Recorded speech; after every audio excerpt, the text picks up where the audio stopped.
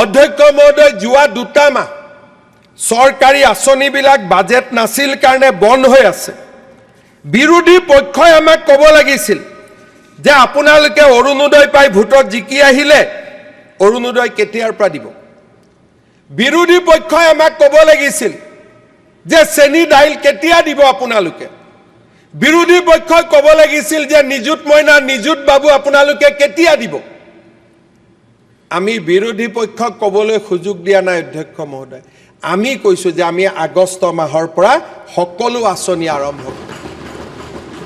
অধ্যক্ষ মহোদয়, this is call accountability. যে মানুহে আমাক প্ৰশ্ন কৰাৰ আগতে আমি মানুহক কৈছো যে আপোনালোকৰ আমি দিয়া প্ৰতিশ্ৰুতি আমাৰ মনত আছে। লংকালৈ গ'লে ৰাৱণ হয়, কিন্তু আমি কৈছো নহয়, লংকালৈ গৈও আমি ৰাম হৈ উভতি আহিম। লংকালৈ ৰামো গৈছিল, কিন্তু ৰাম অযোধ্যালৈ ৰাম হৈয়ে উভতি আহিছিল। আৰু আমিও প্ৰচেষ্টা কৰিছো যে চৰকাৰত মাজত থাকি শাসনত আহি প্ৰতিশ্ৰুতি পাহৰি নহয়, আমি এই পবিত্ৰ সদনৰ আগত আমি দিয়া প্ৰতিশ্ৰুতিবোৰ মনত পেলাব খুজিছো।